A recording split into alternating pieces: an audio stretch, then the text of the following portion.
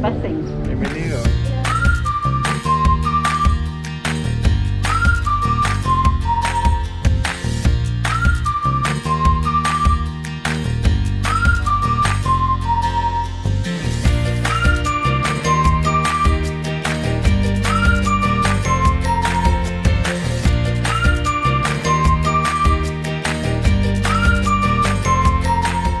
Donde terminan nuestras fuerzas, empiezan las de Dios. Ven y entrégale todo aquello que te preocupa.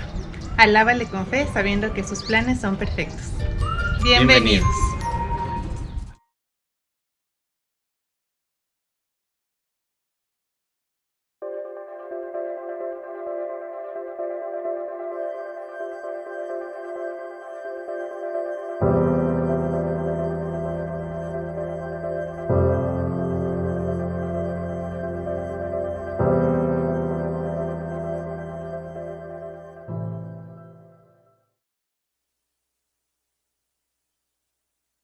¿Me escuchan ahí? Sí, eso. Bueno, gracias a Dios por la oportunidad de estar aquí. Gracias a los hermanos de la directiva, a nuestro pastor Gio, por la oportunidad de compartir el mensaje en esta mañana, o esta tarde ya. Para que se queden tranquilos, ya el domingo que viene no vengo. Ya no estoy, como comenté la semana pasada, septiembre es un mes fuerte para las sociedades bíblicas. Como lo comenté, soy el director de las Sociedades Bíblicas Unidas en Ecuador y estamos entrando y saliendo de la ciudad por el tema de las celebraciones del mes de la Biblia. El domingo que viene a esta hora espero estar terminando el mensaje en Otavalo. Vamos a estar teniendo un culto de acción de gracias en la mañana en la ciudad de Otavalo, agrupando a algunas iglesias con las que hemos desarrollado un proyecto de traducción.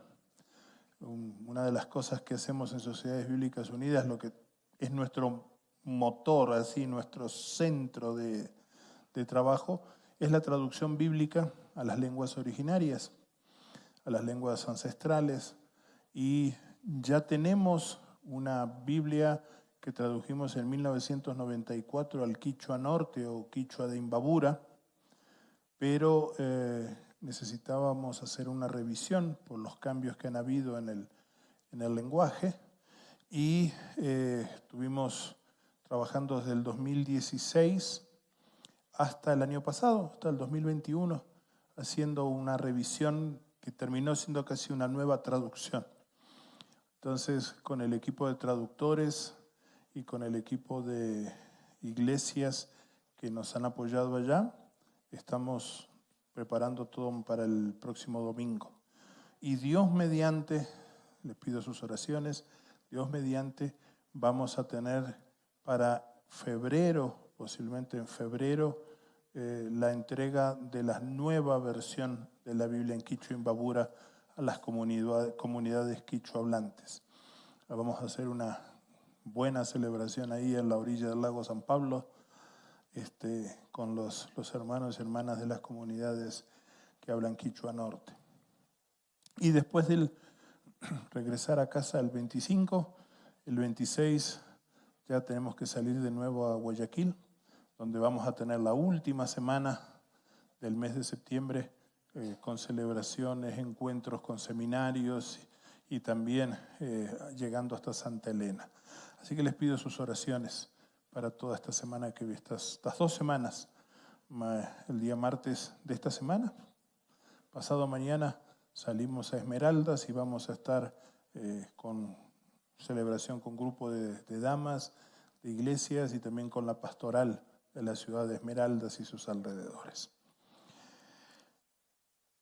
Hoy, siguiendo la serie de Apasionados por la Biblia, quisiera invitarles a revisar algunos textos que tienen que ver, que nos hablan de fe, amor y esperanza.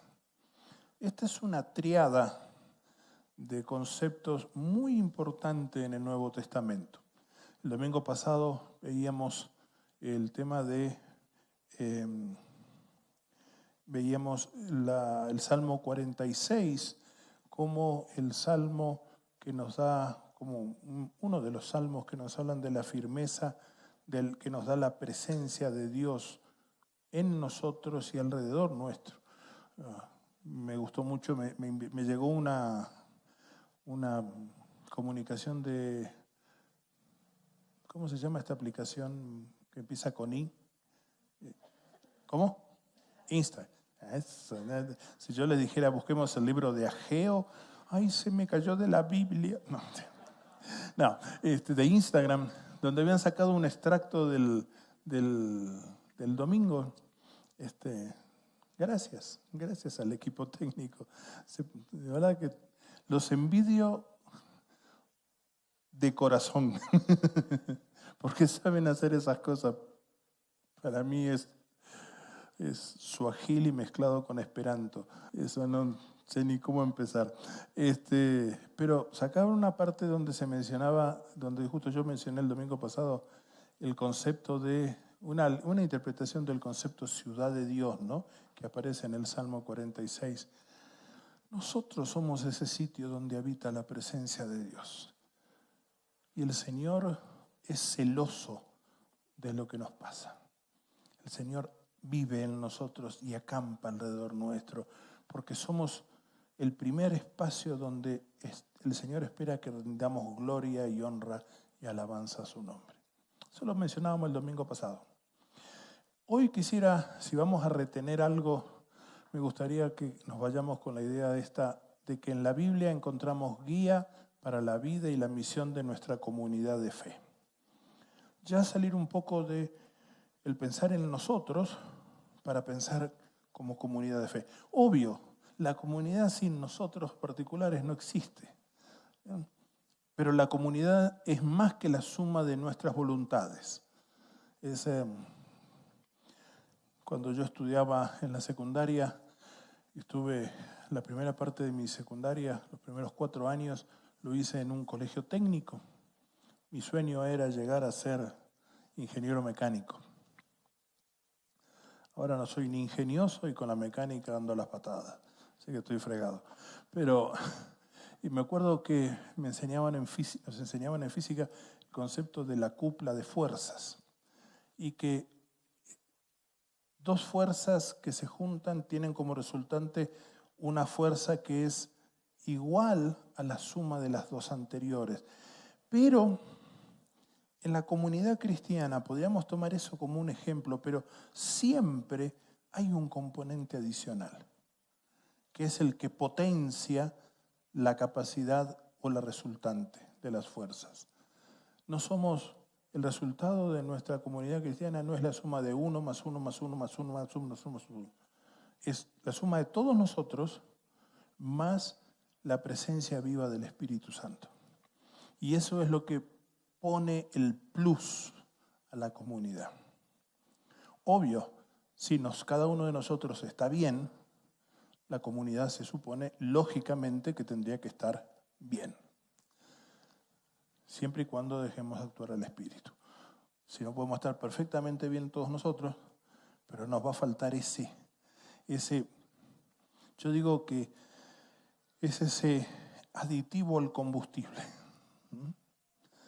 No sé si es correcto el ejemplo, o será que estoy influenciado en que estoy pensando cómo bajarle el consumo al combustible. Estamos con un vehículo que consume gasolina súper. Imagínense lo que nos está costando. Y sé que otros están poniendo extras y ponen un aditivo.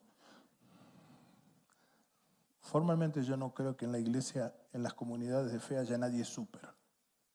Ninguno de nosotros es súper. Perdóneme, no estoy menospreciándole, pero en el concepto o en la categoría de súper, como nos lo vende la sociedad, no somos súper. Somos hombres y mujeres rescatados por la obra redentora de Jesús y potenciados para llegar a ser lo que Dios quiere que seamos según la imagen y semejanza de Jesucristo. Y ese potenciamiento es el plus. Entonces, fe, amor y esperanza. ¿Qué tiene que decirnos esto a nosotros en particular y a nosotros como comunidad de fe? Pasemos directamente a la lámina número 6, por favor, donde empiezo con el texto de 1 Tesalonicenses capítulo 1. Yo quiero invitarle a que pueda abrir su Biblia, encender su dispositivo y busquemos 1 Tesalonicenses 1. Lo voy a leer en la versión Dios habla hoy, porque me parece que es la versión que mejor nos puede ilustrar en cuanto a los conceptos, a la claridad de conceptos. Perdónenme, estoy viendo con un problemita.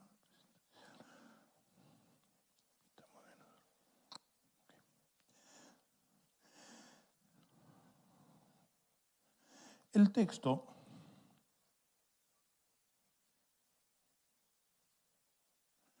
nos dice lo siguiente. Voy a ir leyendo segmentadamente para poder tener mayor claridad en la exposición.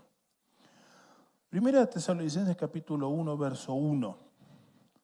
Pablo, Silvano y Timoteo saludan a la comunidad de los creyentes de la ciudad de Tesalónica, que están unidos a Dios el Padre y al Señor Jesucristo. Que Dios derrame su gracia y su paz sobre ustedes. Este texto, vamos a detenernos un poquito ahí, es el inicio de la carta y formalmente, desde los estudios bíblicos, sabemos que la primera carta a los tesalonicenses es la primera carta que el apóstol Pablo escribió a cualquiera de sus iglesias. O sea, la primera carta que compone el Corpus Paulino o la colección de cartas paulinas es 1 Tesalonicenses. Aproximadamente se supone que Pablo la escribió entre el 50 y el 51. O sea, 20 años de pasada la muerte y resurrección de Jesús. ¿Cómo funcionaban las iglesias?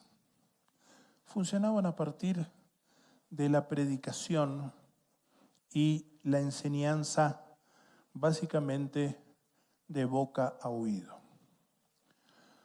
1 Tesalonicenses no solo es la primera carta paulina que tenemos registrada en el Nuevo Testamento, como por qué entró en ese lugar en el canon es otra historia.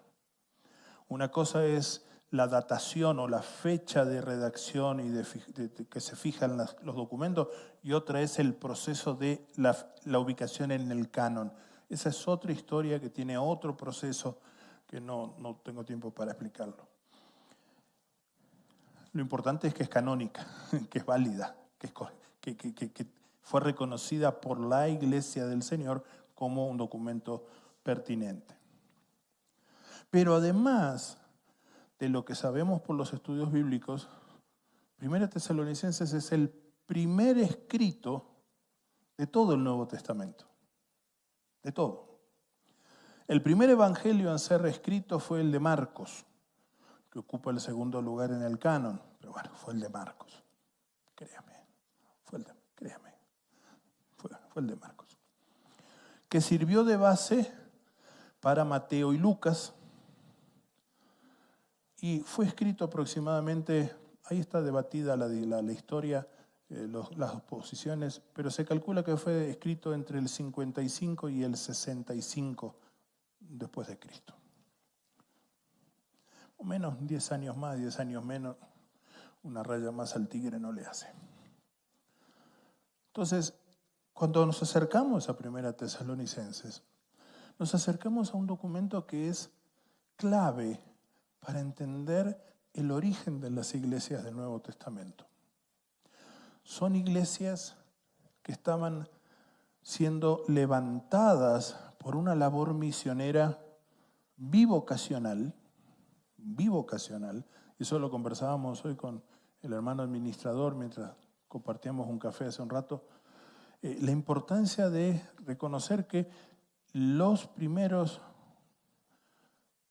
evangelistas, misioneros, apóstoles, eran personas de lo que hoy llamaríamos bivocacionales.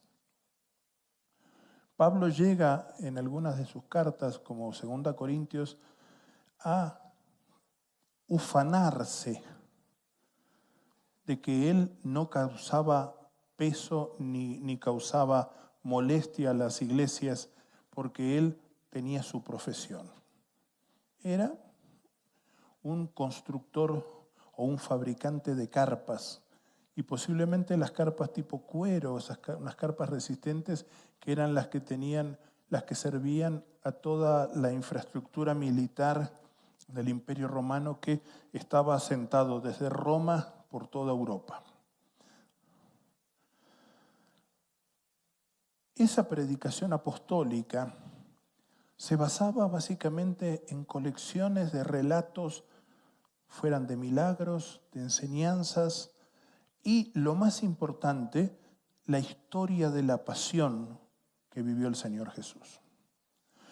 Y lo central era la historia de la pasión y se iluminaba o se explicaba a partir de esas colecciones de milagros, de parábolas, de discusiones que tuvo el Señor Jesús con los de su tiempo.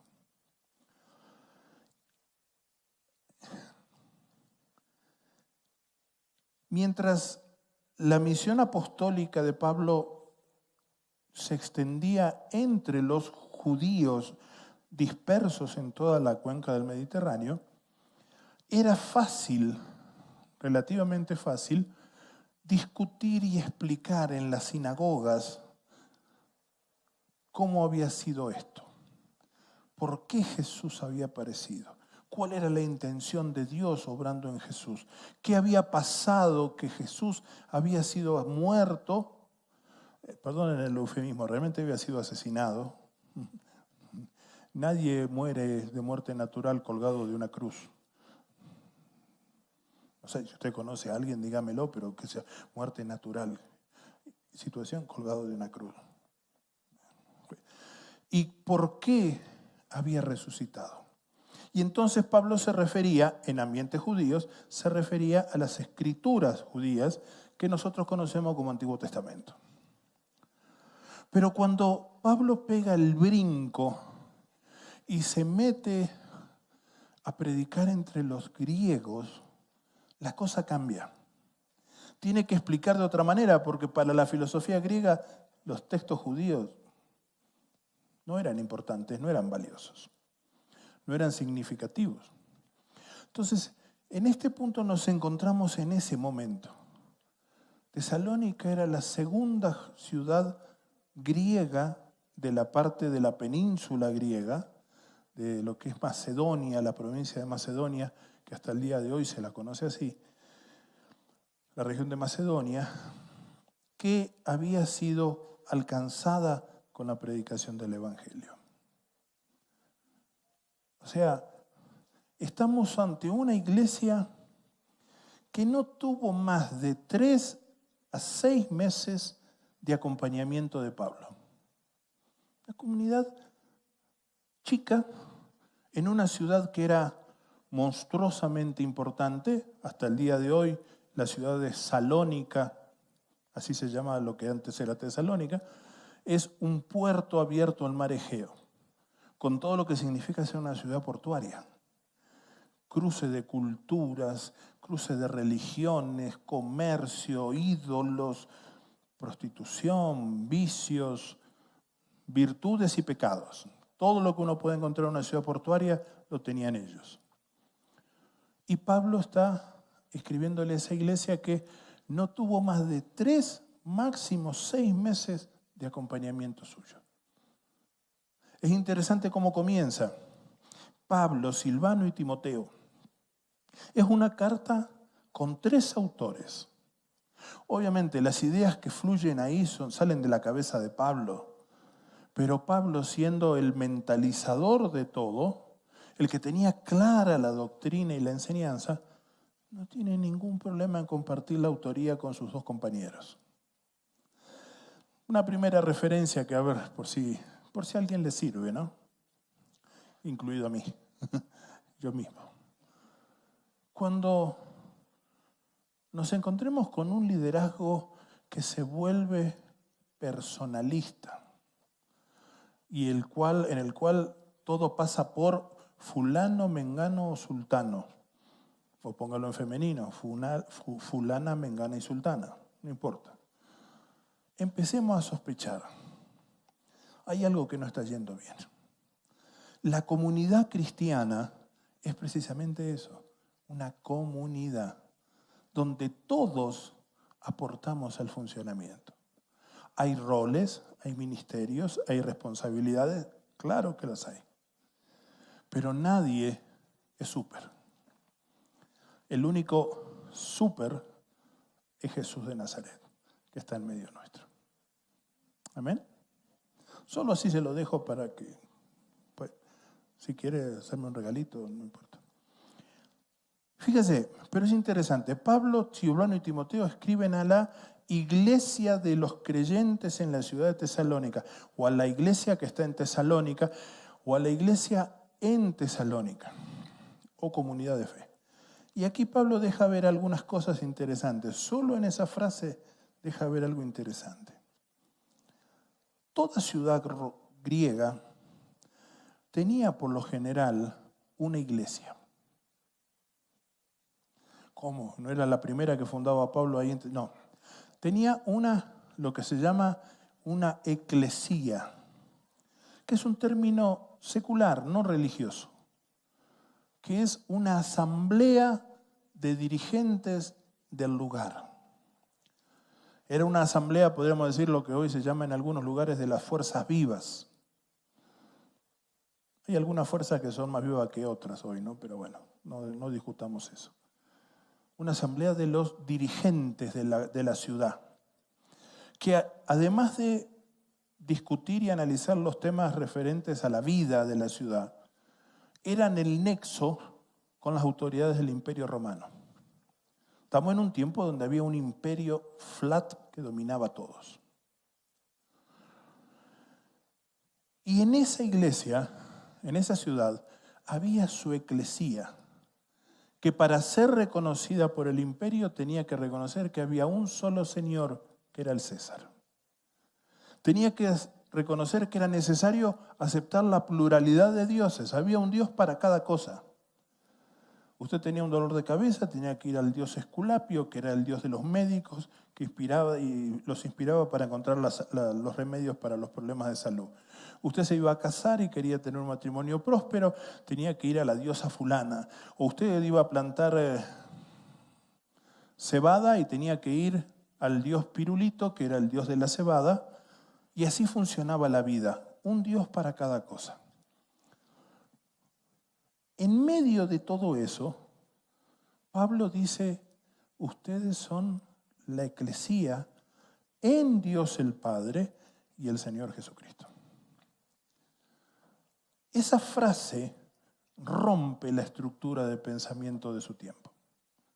Primero porque habla de un Dios, uno, no uno entre 58, no uno el más importante de 58, no uno que se dedica a esto y hay 58 más para otra cosa, sino es uno solo. Y es Dios el Padre, no es cualquiera, es el Padre. Y el concepto Padre era importantísimo en ese tiempo porque era el que estructuraba y servía de control y garantía para todo el funcionamiento de la sociedad. Y habla de un Señor que es Jesucristo. No el emperador de turno, no el virrey de turno, no la autoridad representativa de la capitanía del imperio. Era uno solo. Y Pablo le dice a estos creyentes que socialmente eran nada, que numéricamente eran muy pocos, que posiblemente pertenecían a las clases sociales más bajas o a la clase social. No había clases, había dos clases básicamente, la de los hombres libres y la de los esclavos. Pertenecían básicamente a este grupo de los más empobrecidos de la ciudad. Ustedes son la eclesía de esta ciudad. y los posiciona con lo que son. Son la autoridad que está conectada a Dios y está reconociendo que hay un solo Señor. Eso es el anticipo de todo lo que se viene en la carta. Si vemos un poquito más, avanzamos al verso 2 y 3, vamos a encontrar las consecuencias de esa declaración de Pablo. Siempre damos gracias a Dios por todos ustedes y los recordamos en nuestras oraciones. Continuamente recordamos 3 cosas. Qué activa ha sido su fe, qué servicial su amor y qué fuerte en los sufrimientos su esperanza en nuestro Señor Jesucristo delante de Dios, de nuestro Dios y Padre. La carta empieza del verso 2 al verso 10, una sección que se la conoce como la sección de acción de gracias. Y comienza dando gracias por lo que son esos discípulos que no pasaron más de 3 a 6 meses con él. En las oraciones siempre damos gracias a Dios por ustedes, por lo que ustedes han llegado a ser. Han llegado a ser una comunidad de fe activa a partir de la fe que pusieron en Jesús. Han llegado a ser una comunidad de fe que ha demostrado su amor en actos de servicio.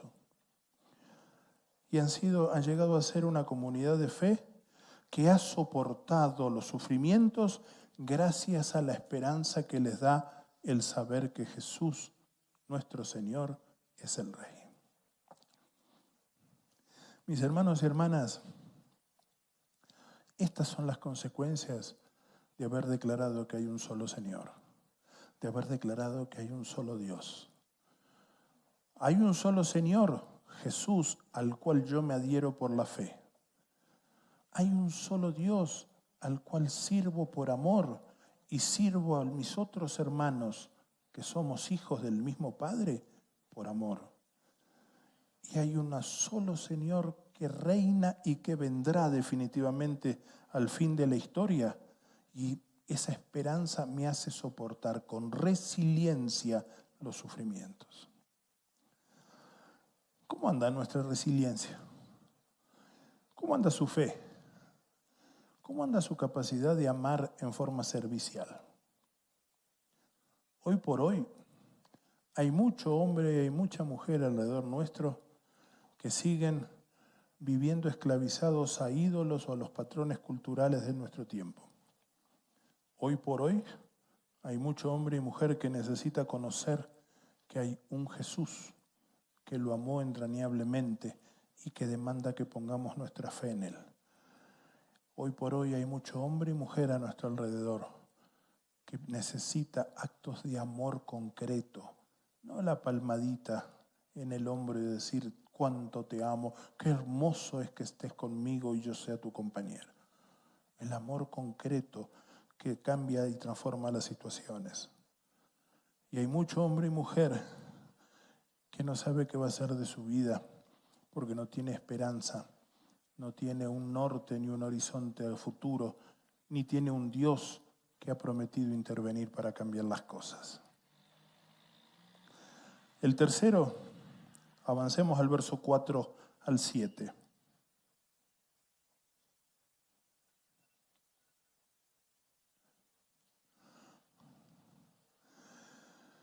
Hermanos amados por Dios, sabemos que Él los ha escogido, pues cuando nosotros les anunciamos el Evangelio, no fue solamente con palabras, sino que lo hicimos también con demostraciones del poder de Dios y de la actividad del Espíritu Santo, y con gran abundancia de gracias. Bien saben cómo nos portamos entre ustedes, buscando su propio bien. Ustedes, por su parte, siguieron nuestro ejemplo y el ejemplo del Señor y recibieron el mensaje con la alegría que el Espíritu Santo les daba en medio de grandes sufrimientos. De esta manera, llegaron a ser un ejemplo para todos los creyentes en las ciudades, en las regiones de Macedonia y Acaya. Y esa realidad, esas 3 características, fe, amor y esperanza, constituyeron a una comunidad que entró en un proceso de discipulado profundo. Es interesante cómo juega Pablo con los términos. Nosotros sabemos, ustedes saben. Habló del ejemplo nuestro, del ejemplo de Jesús, y ahora no solo está el ejemplo de Jesús y el ejemplo de los 3 apóstoles, Pablo, Silas y Timoteo, sino que ahora también está el propio ejemplo de los creyentes de Tesalónica, que se han convertido en un ejemplo para todo el resto de la región.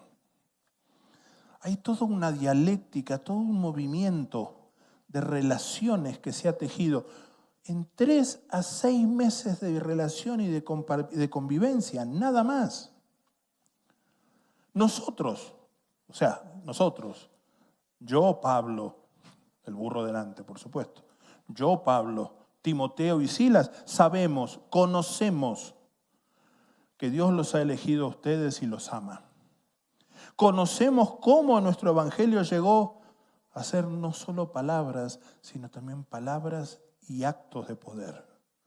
Y un poder que no viene de nosotros, sino que es la acción del Espíritu. No nos cansemos nunca, mis hermanos y hermanas, de reconocer que todo lo que pasa alrededor nuestro es gracia del Espíritu.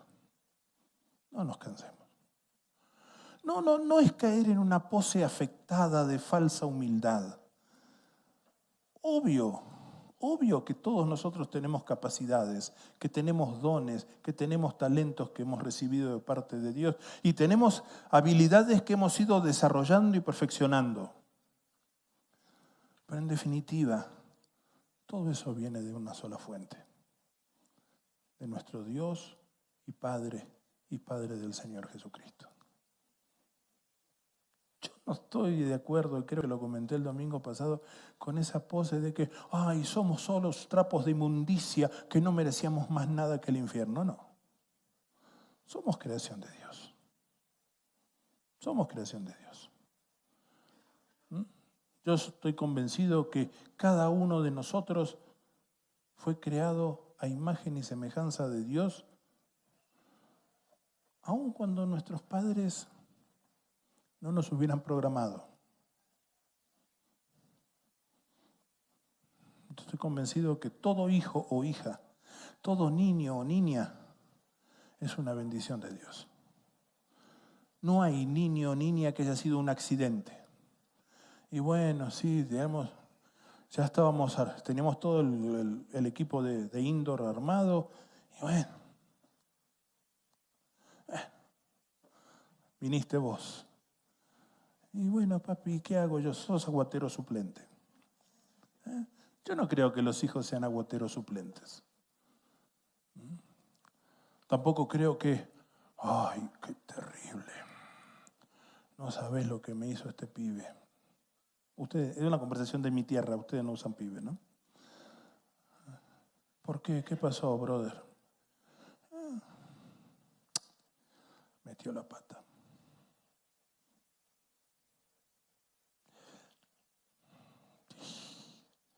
¿Y qué vamos a hacer? Esperemos por lo menos que salga como la mamá, ¿no? Porque si sale como el papá. Accidentes. Hijos que son accidentes. Yo cuando escucho ese tipo de conversaciones en la consejería pastoral, aplico una técnica que se llama disciplina do. Hago una mezcla de jiu-jitsu con karate do y ¡suaz! Al que me lo dice. Porque no venimos a este mundo por arbitrio de los astros. Yo estoy convencido que en cada niño o niña hay un proyecto de Dios y que a veces no lo sabemos entender. Pero bueno, esa es idea mía. Pablo sabe que estos creyentes de Tesalónica, Pablo, Silas y Timoteo saben los tres que esos creyentes de Tesalónica son parte del amor maravilloso de Dios derramado en ese lugar. Dios estaba construyendo un pueblo nuevo y en ese lugar había gente que tenía marcado en su camino que iban a ser parte de ese pueblo. No en forma mecánica, no hablo de una predestinación mecánica, eran predestinados a recibir el amor avasallador de Dios. Y Pablo, Silas y Timoteo fueron los instrumentos para predicarles de Cristo.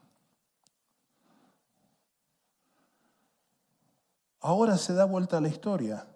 Ahora empieza con el bien saben, ustedes saben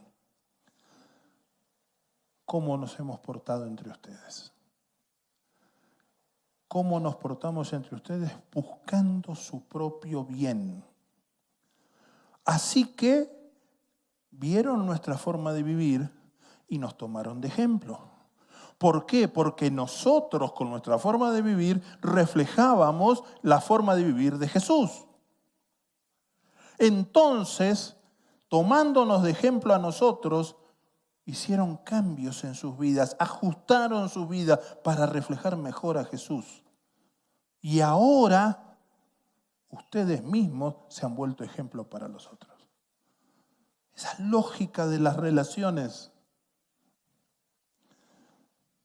Relaciones entre hombres y mujeres amados por Dios. Relaciones entre hombres y mujeres que descubrimos por la fe la obra redentora que hizo Jesús en el Calvario, que fue reivindicada por el Padre al resucitarlo de entre los muertos. Aceptamos la palabra del Evangelio a pesar de sufrir, y en medio del sufrimiento y del dolor vivimos con gran alegría y gozo que nos da el Espíritu Santo. Le repito la pregunta. ¿Cómo anda su resiliencia? ¿Cómo anda su convicción de que aún en medio de la adversidad más grande, Dios cuida de su vida? Aún en medio del dolor más grande, la muerte no tiene la última palabra.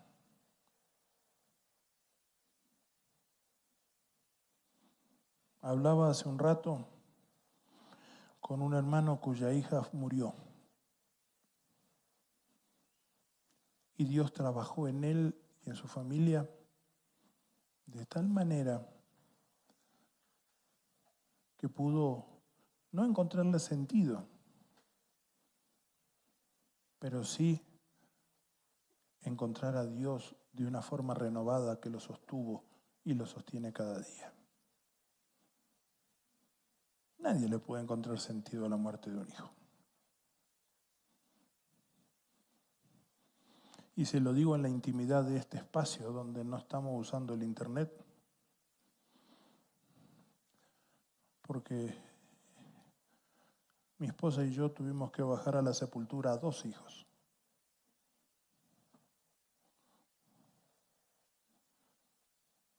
Y no hay día después de eso en que yo no me despierte evocando a mis 2 hijos. No sé. ¿Por qué? Tampoco sé el para qué, porque esa es la respuesta que siempre escuchamos, ¿no? No preguntes el por qué, pregunta el para qué. ¿Para qué? Ay, el Señor tiene 2 ángeles al lado de su trono. Qué poco te atiste de la Biblia y la doctrina, ¿no? Si crees que los niños cuando mueren se convierten en ángeles, los ángeles no tienen nada que ver con los niños muertos. Al principio me empeñaba en enseñarle la doctrina y enseñarle la Biblia, ¿no? Aquí me decía eso. Después ya dije, bueno, ya para qué. No voy a discutir. Nunca vamos a poder entender eso. Lo que sí podemos entender es que aún cuando andemos en valle de sombra de muerte, el Señor camina con nosotros. Y ese es el principio de la resiliencia. La resiliencia no son capacidades innatas. Hay toda una corriente que es la corriente filosófica, la corriente psicológica, que no reconoce la existencia de Dios. Yo solo lo entiendo y lo respeto. Yo no discuto con eso. No digo que están mal. Desde la fe, desde mi fe, de la fe cristiana, la resiliencia tiene que ver básicamente con la convicción de que aun cuando se nos cae el mundo encima en un terremoto, en una catástrofe, en un dolor tan trágico y brutal como el que acabo de comentarles, Dios está con nosotros. Y si aún en medio de esa tragedia, cuando todo se nos viene encima, alguien nos dice, ahora te toca entregar la vida. Bueno, con el dolor por la ausencia de las cosas que me perderé,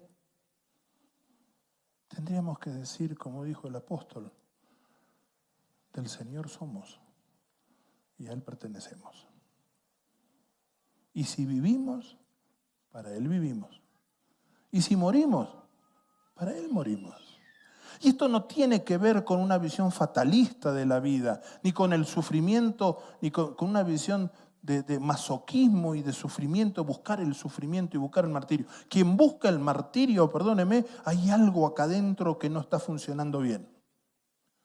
Quien desea morirse por la fe, para dar testimonio de cuánto amo a Dios, voy y me rocío con gasolina a lo bonzo, eso no funciona. Hay algo, la fe cristiana es una fe de vida, no de muerte. Por eso nuestro Salvador no quedó atado a la tumba. Dios mismo, que es el dador de la vida y el creador de toda vida y existencia, es el que lo levantó. Y nosotros, que estábamos muertos en nuestros delitos y pecados, hemos recibido vida a partir de la acción de Dios a través del Espíritu Santo que nos fue dado. Pero es cuando llega el momento,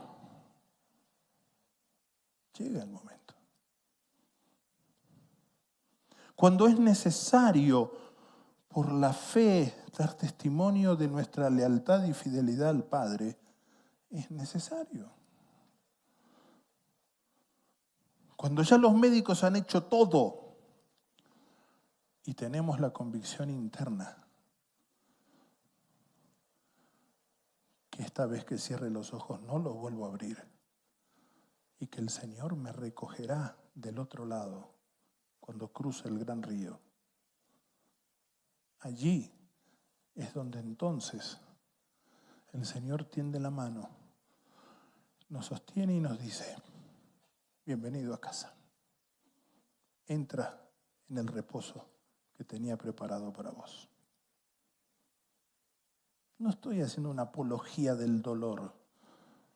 Simplemente es la convicción de la realidad de fe que emerge de un texto como este, donde hombres y mujeres recién nacidos a la fe experimentaron dolores y persecución por la fe que habían acogido. Pero nunca dejaron de ser amados por Dios. Y a partir de ese amor que Dios les destinó, se convirtieron en ejemplo para otros. Verso 8 al 10. Partiendo de ustedes, el mensaje del Señor se ha extendido no solo por Macedonia y Acaya, sino por todas partes. Y se sabe de la fe que ustedes tienen en Dios, de manera que ya no es necesario que nosotros digamos nada. Al contrario, ellos mismos hablan de nuestra llegada a ustedes y de cómo ustedes abandonaron los ídolos y se volvieron al Dios vivo y verdadero para servirle y esperar que vuelva del cielo Jesús, el Hijo de Dios, al cual Dios resucitó. Jesús es quien nos salva del terrible castigo que viene.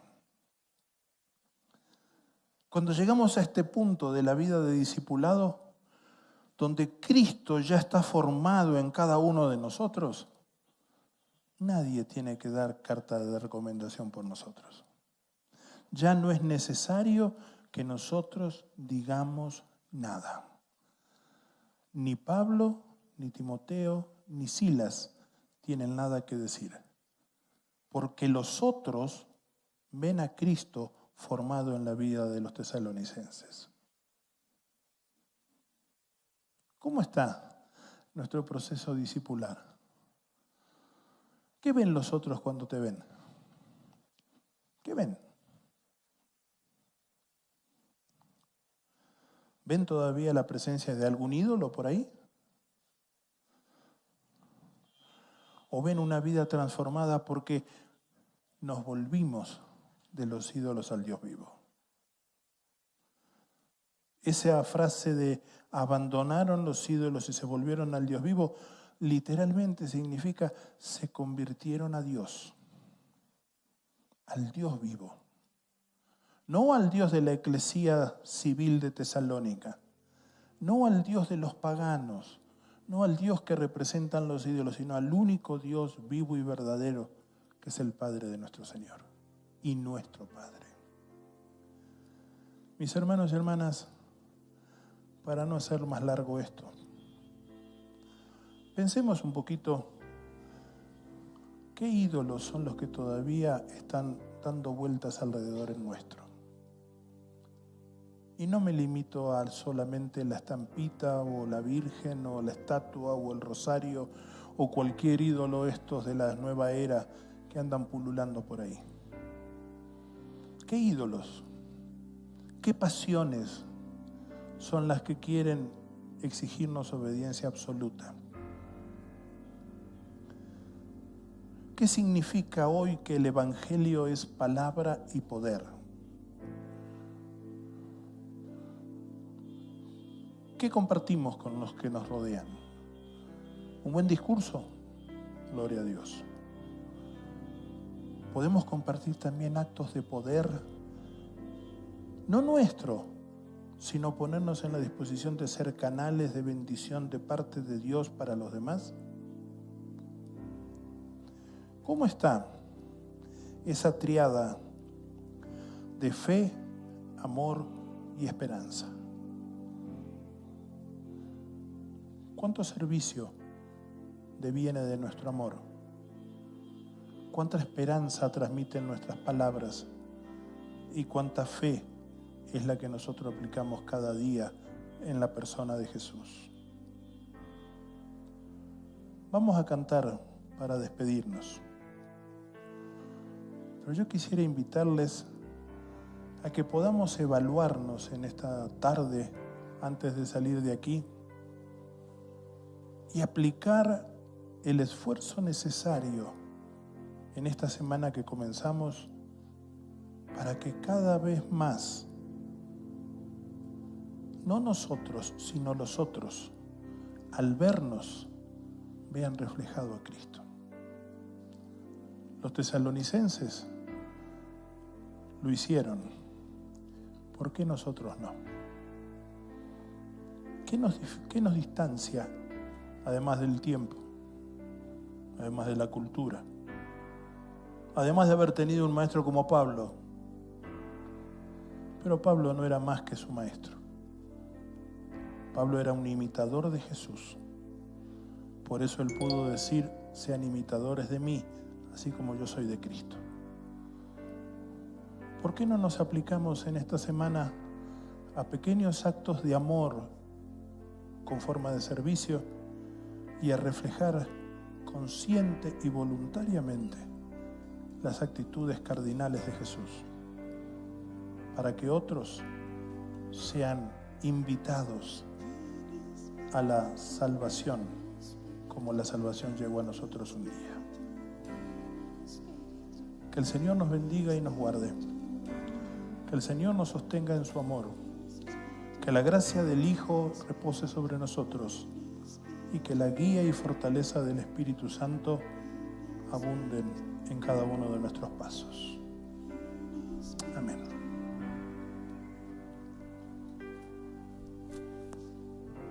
Amén. Qué lindo tiempo, ¿no? Póngase de pie, vamos a terminar cantando.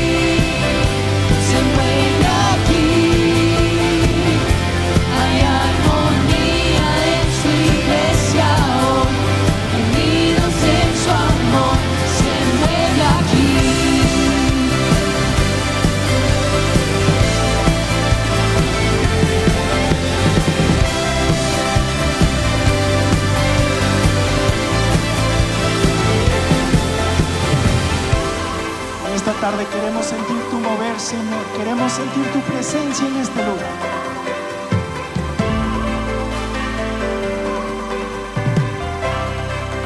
Vamos a cantar. Oh, oh, oh, oh, oh, oh. El mover de Dios está aquí. Oh, oh, oh, oh, oh, oh. El mover de Dios está aquí. Oh, oh, oh, oh, oh, oh. El mover de Dios está aquí. Oh, oh, oh, oh, oh, oh. El mover de Dios está aquí. Oh, oh, oh, oh, oh, oh. El mover de Dios está aquí. Oh, oh, oh, oh, oh, oh. El mover de Dios está aquí. Se mueve aquí. Una atmósfera de libertad llena este lugar. Dios está aquí. Se mueve aquí. Hay armonía en su iglesia. Unidos en su amor. Se mueve aquí.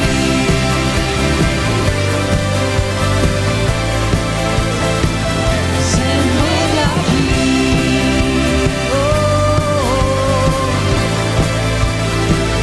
Se mueve